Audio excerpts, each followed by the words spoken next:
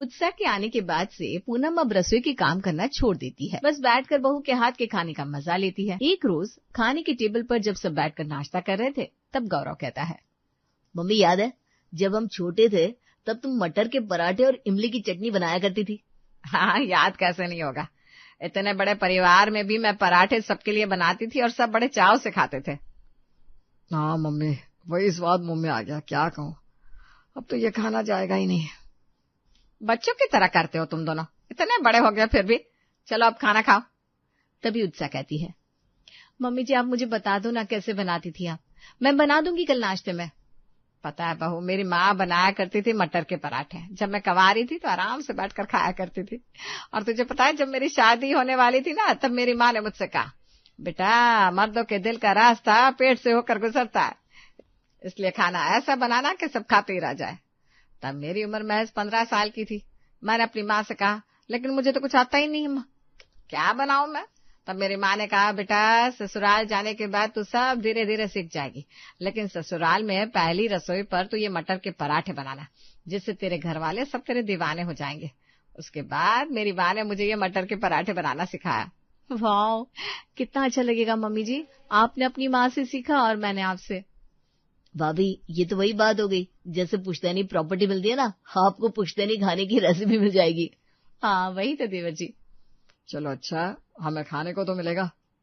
पता है मेरी सास ने मुझे पूरे 101 रुपए देते पहली रसोई में, वो पैसे मैंने आज तक रखे उठाकर।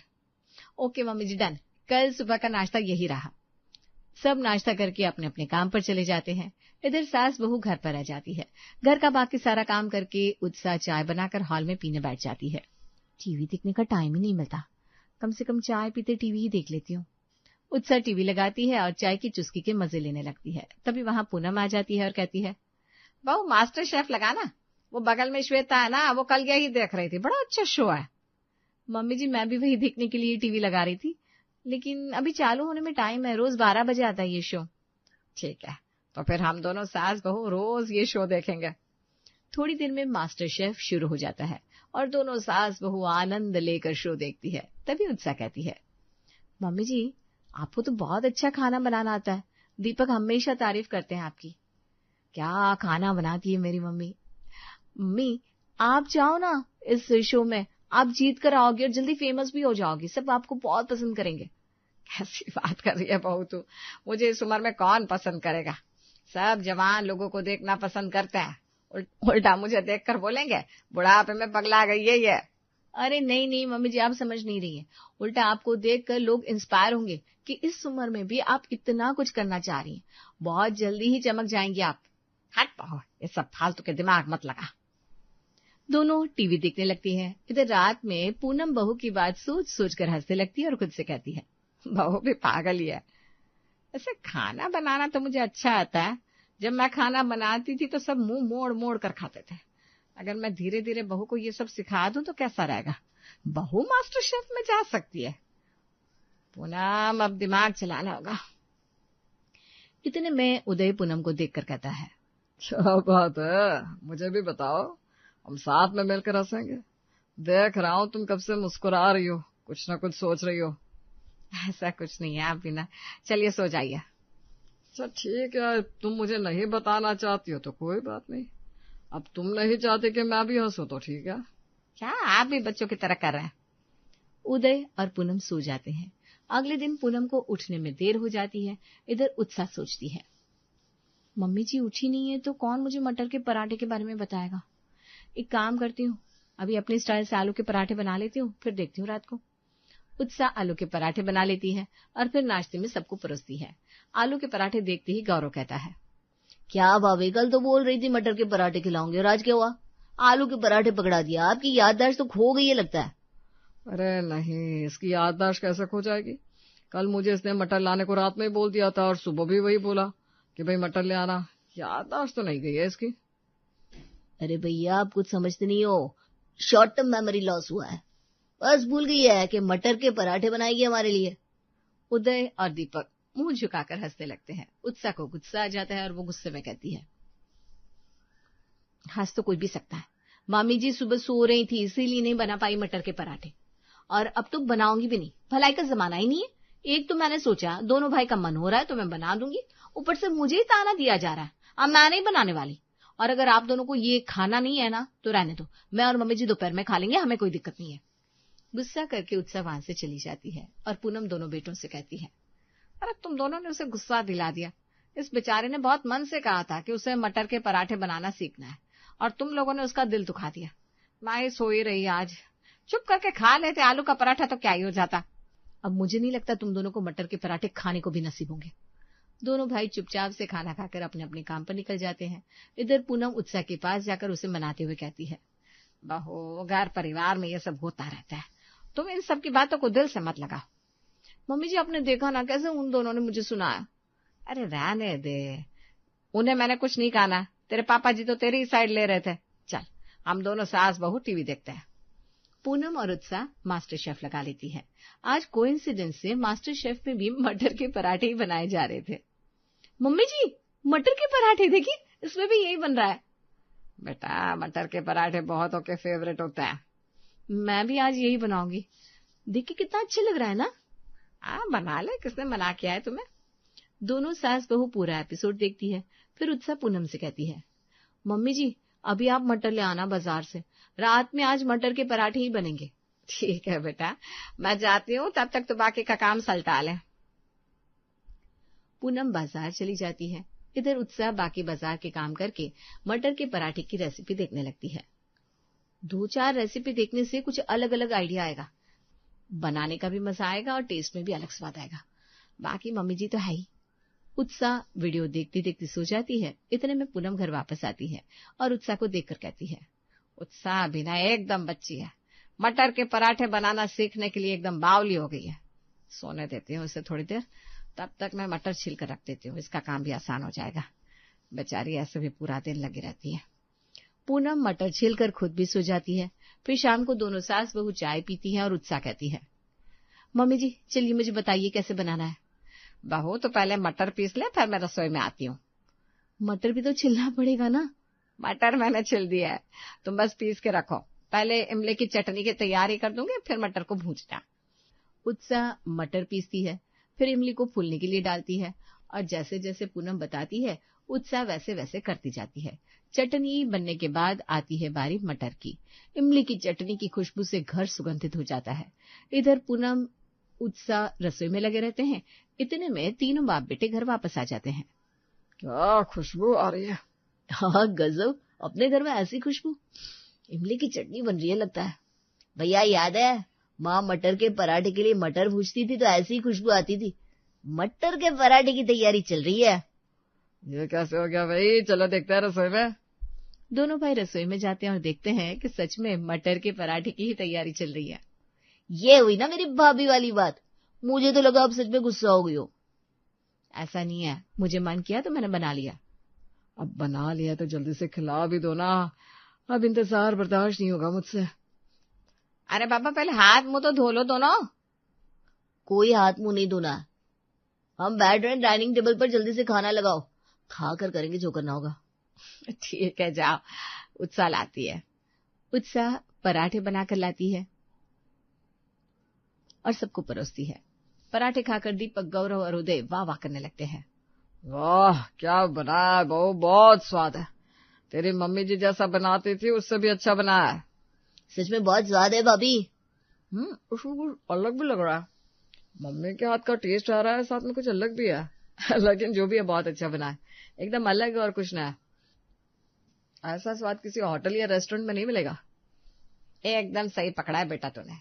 ये मेरे और बहू के बनाने के तरीके का कॉम्बो है। मैं जैसे बनाती हूँ उसमें बहू ने अपनी स्टाइल भी डाल दी है ताकि कुछ नया बन सके।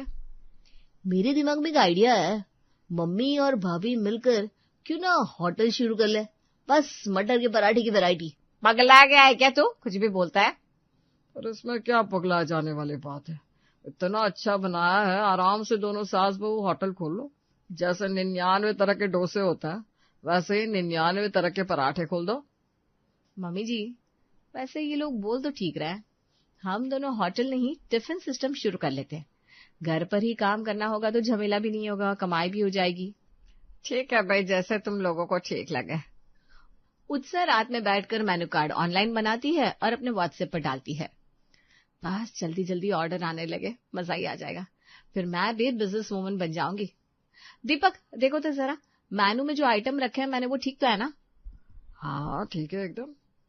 इसमें ना एक धनिया की स्पेशल चटनी भी ऐड कर दो और फिर हम सबको व्हाट्सएप करो ताकि हम भी अपने स्टेटस पर लगा सके, तो मैं और भी ऑर्डर मिल सके। ठीक है। उत्साह और बाकी के घर के सभी लोग अपने व्हाट्सएप स्टेटस पर मेनू कार्ड की फोटो डाल देते हैं। अगले दिन सुबह सुबह पूनम उठकर बाजार से मटर और बाकी सारा सामान ले आती है। इधर उत्साह देखती है कि उसे 4-5 ऑर्डर आ भी गए। पहले दिन इतना ऑर्डर आ जाएगा मैंने तो सोचा ही नहीं था, काम में लगना होगा। उत्साह चटनी की तैयारी करती है, इतने में पूनम आ जाती है और ऑर्डर आने की बात सुनकर कहती है, बहू तू चटनी बना ले, मैं मटर छिलकर उसका मसाला तैयार कर लेती हूँ, फिर तू बेलना और मैं सेक दूंगी। ठीक है मम्मी जी, लेकिन मम्मी जी नाश्ते में सब क्या खाएंगे, हमें तो ऑर्डर देना है। अरे बहू यही सब खा लेंगे, अब अलग अलग क्या बनाएगी, अब सोच कि ज्यादा से ज्यादा ऑर्डर आए हमारे पास। हाँ मम्मी जी। उत्साह टिफिन पैक कर देती है। उत्साह टिफिन के ऑर्डर पैक कर देती है और डिलीवरी बॉय डिलीवरी देने के लिए निकल जाता है। उसके बाद उत्साह नाश्ता लगाती है। मटर के पराठे देखकर गौरव कहता है, अब रोज यही मिलेगा लगता है। आज मम्मी ने बनाया भाई साहब इतने दिनों के बाद। वो तो ठीक है, लेकिन अब रोज मम्मी ये नहीं खा पाएंगे हम। मैं तो खा लूंगा। आज बनाया है देवर जी, हमारे यहाँ मटर के 99 तरह के पराठे हैं, रोज एक ही स्टाइल नहीं मिलेगा। आपने देखा नहीं क्या, मैंने डे के हिसाब से पराठे की वैरायटी लिखी है मेनू में। मैंने तो बस लगा दिया, मैंने कुछ देखा नहीं। चल मुंह बंद करके खा ले, हम भी थके हैं, खाकर थोड़ा कमर सीधी करेंगे।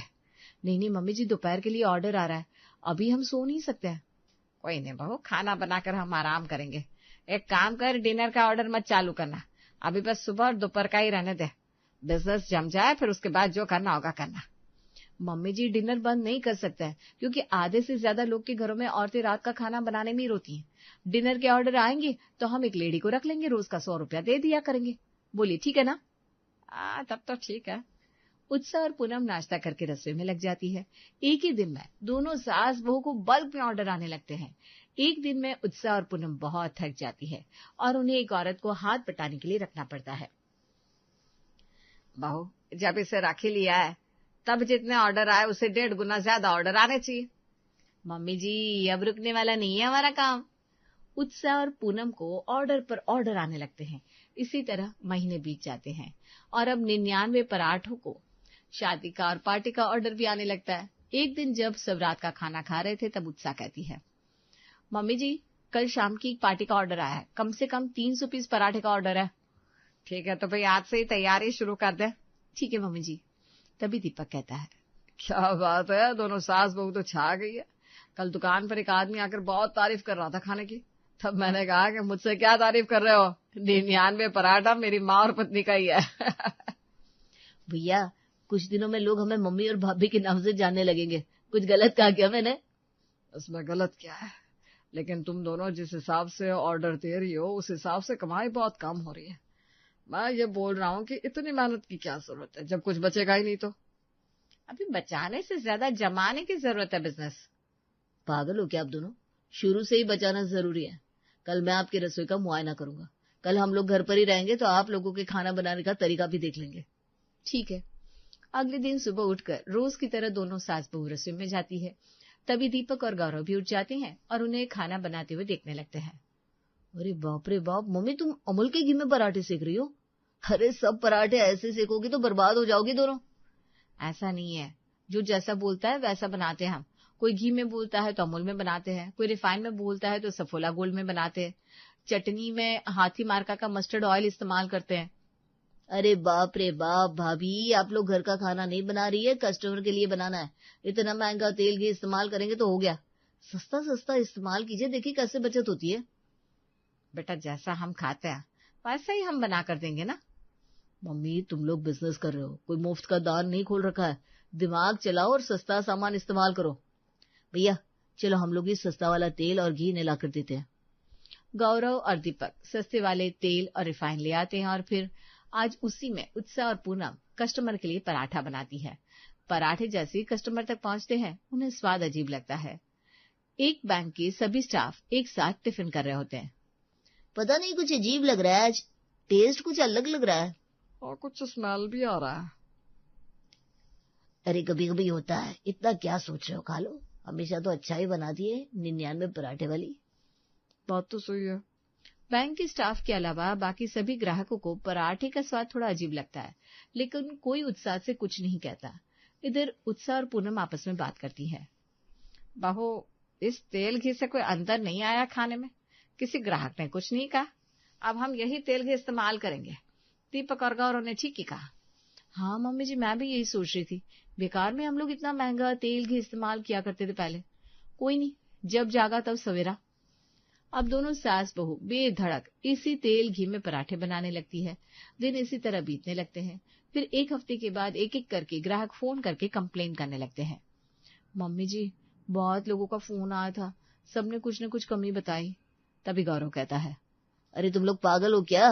अभी तक कोई कुछ नहीं बोल रहा था, अब अचानक कोई बोल रहा है, उसका क्या मतलब है? ये सब वो लोग इसलिए बोल रहे हैं ताकि आप लोग पराठे के रेट कम कर दो।